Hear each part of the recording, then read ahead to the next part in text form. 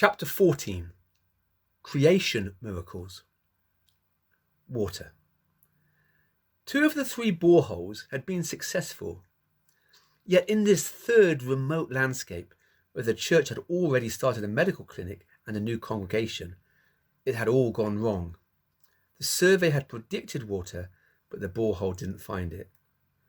The drill then hit some unexpected rock and got stuck. The hole was now capped off with a welded plate. The rains had not come, and the whole area was like a dust bowl. Without the borehole, it was a long and uncertain trek to get water. How would you pray in this situation? The most obvious is to pray for rain. We did that. I had checked my weather app. It was going to be a steady 31 centigrade, 88 Fahrenheit all day. No rain. None predicted for the next 10 days either. 2 hours later, as we were leaving, the temperature unexpectedly dropped a few degrees and a wind blew up. The blue sky was quickly replaced by grey clouds and it started raining lightly. As we drove away towards our base, the rain got heavier. It was nowhere near what they needed, but it was an encouraging sign that God was with us. A second prayer was needed. If the borehole did not find the water, perhaps we could pray that the water would find the borehole. Of course, this would require a miracle, what we call a creation miracle. I thought of how badly the local people felt about their borehole failing. They might be tempted to ask, why us? Does God not like us? Then I thought of how they would feel if God did a miracle and brought water to their barren borehole. Wow, why us? We must be really loved by God. I could not get the prayer out of my mind. One of our team had wandered down to the borehole on the first day and said she could hear something. The next day when we returned, a larger group of us went there to pray again for the miracle and to investigate. There was a noise of air rushing out of a smallish gap below the welded cap. When you put your hand by it, you could feel the strong, steady flow of air. But where was it coming from? And it seemed plausible that water had indeed found its way into an underground cavern and was displacing air, which was then being forced up the borehole. Could our prayers be being answered? Could water have already found its way there? As our time in Africa progressed, we heard from the pastor that the steady stream of air was continuing and its noise and intensity had increased. This continued after our return, and belief was strong back in Africa that the water would soon be springing out. Shortly after we returned to the UK, the initial prayer for rain was fully answered. For the first time in 3 years, there was 3 weeks of hard rain, restoring the land and filling all the water tanks to overflowing. Phenomenal. A long time ago, Moses and Aaron were in a similar dry place. God had led them to a rock in the wilderness, and they had a large assembly of the Israelites with them. Moses lifted his hand and struck the rock twice with his staff. A large flow of water gushed from the rock. Everyone and all their livestock drank from it. Jesus was in Jerusalem at the Feast of the Tabernacles. Every morning during this joyful feast, a priest would take a golden vessel to the pool of Siloam, fill it with water from the pool, and take it to the altar, amongst the chanting of psalms from the crowd. However, on the 8th and final day of the feast, the ritual was not repeated, and that was the day Jesus chose to make the shocking statement that he was the rock from which the living water flowed. What he had to offer was the real deal, and not just the waters drawn from the local spring. Let anyone who is thirsty come to me and drink. Whoever believes in me, rivers of living water will flow from within them. Whilst we pray for much needed physical water, we should not overlook thirsty people who also need the life-giving Holy Spirit. Weather. Sometimes you do not want the rain. The long-range forecast for our third New Hope Easter trip had been for sun every day, except for the Saturday, where rain and thunder were anticipated. This was the one and only day where we didn't want any rain, as it was a day of our open-air, big grill evangelistic event. I had not been too worried, as forecasts always change nearer the time, except this one didn't. On the Saturday at our morning prayer meeting in the mission house, I checked the weather app. Thunder and heavy rain from midday. We all prayed that the rain would hold off until the end of the event. It was an early start and gloriously sunny as we set out, all wearing our bright yellow New Hope t-shirts. In Glasgow town centre there was a performance area with steps arranged like a mini amphitheatre, the perfect location for our open-air big grill. Some of the Macedonian team had a resource stall and others were grilling food. Large grilled sausages in a wrap proved especially tasty. Macedonians love grilled meat. We had performances from 5 music groups from England, Wales, Croatia, Bulgaria and Macedonia, and there were preaching slots from 3 of us, leading into salvation appeals and ministry times. With a very successful event under our belts, we quickly packed everything away by 2:30 p.m, at which time the first spots of rain fell. We had made it and were now safe in the vans. As we pulled away, thunder boomed and a torrential downpour began. Incredible timing. 4 years later, the same thing happened. With rain forecast all day, it rained heavily up to the start of our event in Glasgow and was sunny during the event, and after the clear-up it rained so hard that the roads became rivers.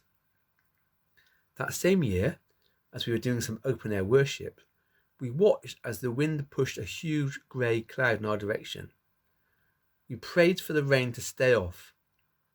The cloud stayed motionless for an hour, even though the wind blew throughout that time. Now, of course, the skeptics will always claim that what we see as an act of God is just pure coincidence, and perhaps sometimes it is. Many weather prayers are said, and I guess most make no difference to the weather pattern. However, that does not mean we should never pray for the weather, especially when the outcome will have significant impact on the work we are doing for God. That day, we really needed the rains to hold off, and they did for the exact time we needed. When Jesus was once awoken in a boat, he found his disciples fearing for their lives as a storm lashed over them. He stood up, gave the winds a telling off, and then commanded the waves to settle down. They did. All became calm. Hardly a coincidence. Vehicles. Perhaps we don't talk about it, but I suspect everybody at some time or other prays for their vehicle. On one occasion, when I was a teenager, I was invited to a party in some remote rural location, along with a friend. I persuaded my dad to trust me to drive his car for the evening. All went well until the car stuttered to a halt in the middle of nowhere. It was very dark. I didn't know what to do. Mobile phones had not yet been invented. Fortunately, further down the road, I found a cottage with a light on. A man came out and looked at my friend and me in our ridiculous party gear, standing there, grinning in the light rain. A moment later, he was striding down the lane to look at the car, wielding a powerful torch. It turned out that he was a car mechanic. He told me I needed a replacement alternator for my dad's MG 1300. I had no idea what he was talking about. He said that, amazingly, he had one in his shed that would do, and there on the spot he fitted it. We had no money. He shook his head and told us to go straight home. We gave the party a miss. A few years later, I was driving back from Connettley, where I'd been helping out at an information weekend for the missionary group World Horizons. It was a dark, wet night. My old Austin Maxi was well known for its poor condition, a car which seemed to regularly spray oil onto the underside of the bonnet. As I drove across the Severn Bridge that joins Wales to England, I realised I was in trouble. The engine was rapidly losing power, and it was all I could do to coax it off the motorway into the service station at the end of the bridge. Where could I get help? Mobile phones had still not been invented. I prayed. When I did, an RAC rescue van appeared near me. It had been sent to help another car. I stood by the mechanic in my raincoat and prayed quietly as he mended the other car. Then I asked him if he could help me. He said he would, but then remembered to ask me if I was a member of the RAC. I wasn't, but told him that I was just about to join. I got home safely that night and joined the RAC the next day. Now, I always make sure that I have plenty of petrol in the tank, but I've heard of many stories from Christians who seem to have driven many long miles without any fuel. On one trip to Macedonia, I felt the Spirit telling me to stay on there for another 3 days and follow his voice. This was new for me. Jimmy was gracious and gave me both a car and a young driver for the duration. Our journey took us through the mountains of the remote Marovo National Park, 300 square miles of wilderness and beauty. For no particular reason, I glanced down at the fuel gauge. The tank was empty, or about to be.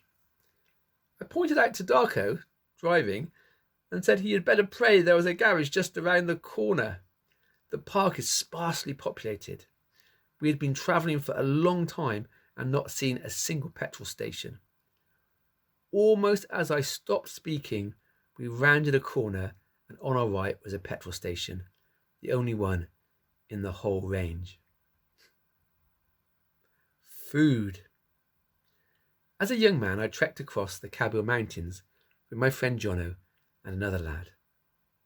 Having accidentally lost most of our money in a taxi dispute, we were now far more reliant on God to survive. Amazingly, when we entered a remote village, people would come out with food for us. On my birthday, a local resident, who did not know the occasion, brought us a whole roast chicken, bread, figs, and a bottle of wine. One day, however, we were particularly thirsty and hungry. We had not found a village, but there was a derelict place by the side of the road that we could use for shelter from the wind, and we decided to spend the night there. At the centre of the ruined hamlet stood an old well, but we had nothing to draw the water. We prayed. Shortly after, a boy drove up on a moped with a bucket. He drew his own water and then drew more for us, filling our water roll and bottles. No one else came, and a mist descended as the sun dropped below the horizon.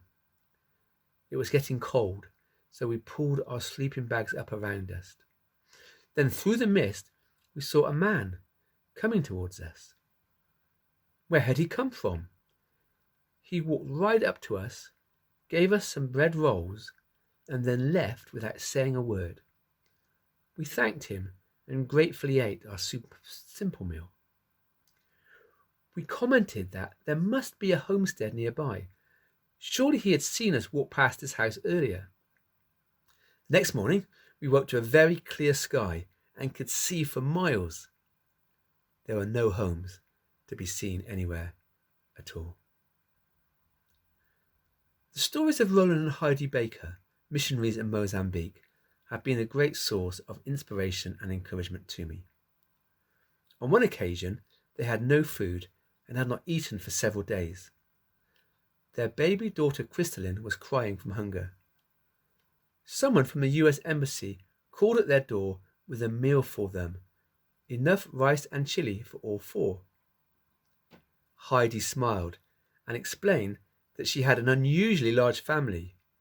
She opened the door fully to reveal all the additional street children that they had taken in, sitting along every wall of their main room. The embassy worker was aghast. There was no way that his meagre contribution could feed everyone, but Heidi encouraged him to pray for the food he had provided. 100 people were well fed that day from a meal intended for just 4. This account is strikingly similar to an Old Testament story where during a time of famine, a man brought 20 small barley loaves to Elisha at his school of prophets. He instructed his servant to serve them up to the 100 students. Everyone ate, and there were leftovers when all had been fed well. Better known, of course, is the occasion when Jesus takes the little boy's gift of 5 bread rolls and 2 small fish, gives thanks to God for it, and then feeds the 5,000 Jews.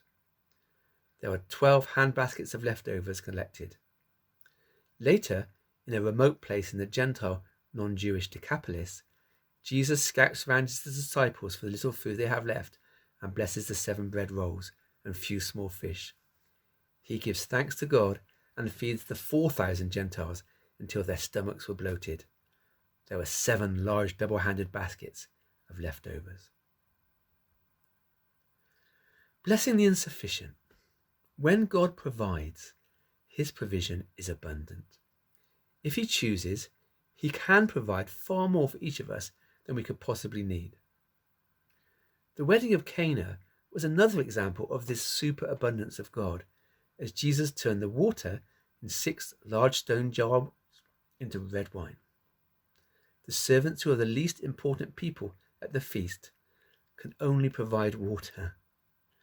The insignificant offer the insufficient. But Jesus speaks and the miracle happens. Jesus provides the equivalent of maybe 7 extra bottles of the finest wine for every guest at the wedding, far more than they could have possibly have needed. In our hour of need, we, the insignificant in the eyes of the world, bring the little we have to Jesus and ask him to bless it. We make ourselves available and give our time, our money, and our resources as we are able. Where we come up short in his service, we can pray to be blessed by his abundance. Why not? These are just a few of my own small stories of God's provision when in a tight corner, as well as others I've read about. Those who do not have eyes of faith will underline again that word coincidence. It is an easy option. Yet why shouldn't God trump nature's rules now and again to provide for his children? In the time of Jesus, men over 20 were expected to pay an annual temple tax, probably equivalent to about 2 days' wages, traditionally referred to as the 2 drachma tax. Peter was discussing this with Jesus, who pointed out that kings did not tax their own families and implied he was exempt from any tax required for God's work. He was family. However, so as not to offend the tax collectors, he told Peter to go to the sea and cast a hook and take the first fish that came up. Open its mouth, promised Jesus, and you will find a 4 drachma coin. Take it and give it to them for my tax and yours. Whilst creation miracles may or may not be hard for you to believe in, pray for them anyway, whenever you are in that place of real need or see others that are. He is the great provider. Chapter 14. Learning Keys. First, do what you can yourself, such as maintaining your vehicle and putting fuel in it. However, when you are in need of a creation miracle, pray for it. When you are in need, God can provide through others and even through angels. God gives super abundantly. He can take our little and multiply it if he wishes to. Be creative in your prayers. Can your ministry opportunity or obstacle be solved by a creation miracle? What's that explosion? All have a little right, such a quality.